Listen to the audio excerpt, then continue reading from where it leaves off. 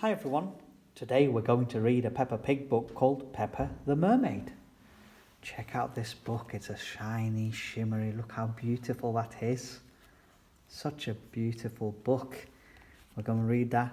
Subscribe to my channel, follow me, and you'll find so many videos on Peppa Pig books and Hey Duggee books, so do subscribe.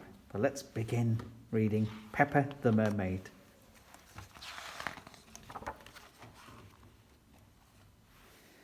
One afternoon, Peppa and Rebecca Rabbit were playing mermaids.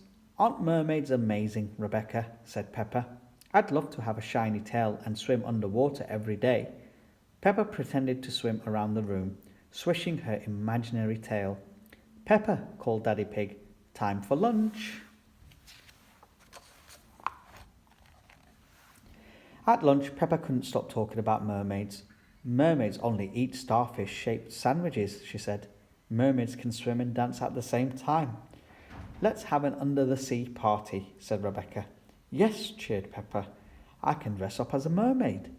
"Lovely idea," said Mummy Pig. "We can have it this Sunday."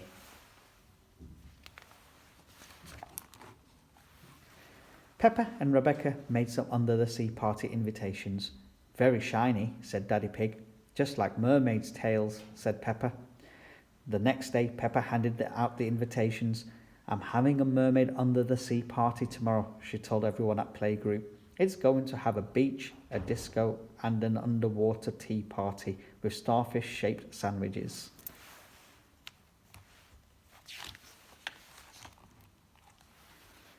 That night, Peppa was very excited. "I've told everyone there's going to be a beach, a disco, and starfish-shaped sandwiches at my party tomorrow." "The party isn't tomorrow, Peppa, it's on Sunday," said Mummy Pig. "You'll have to wait one more day." "But I told everyone the party was tomorrow," said Peppa. She pulled out an invitation from under her pillow. "Oh no," said Mummy Pig, looking at the invitation. "We forgot to put the date on the invitations." "Well, we'll just have to do what we can for tomorrow then," said Daddy Pig, smiling. "Don't worry, Peppa," said Mummy Pig. "We'll sort out something. Now get to sleep, and we'll see you in the morning."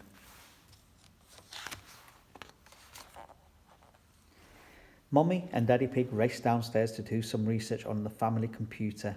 "Now let's see what we can find," said Daddy Pig, the computer screen filled with lots of amazing ideas for an under-the-sea party. "Those look great, Daddy Pig," said Mummy Pig, "but how are we going to do them all for tomorrow?"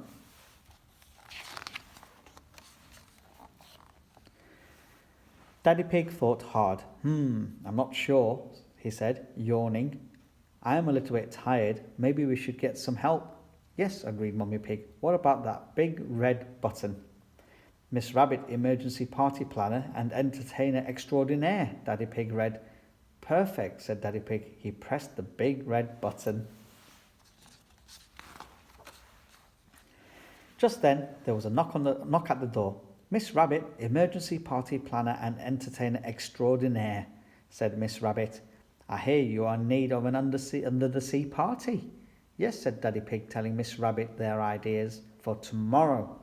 "No problem," said Miss Rabbit. "You go to bed. I've got this."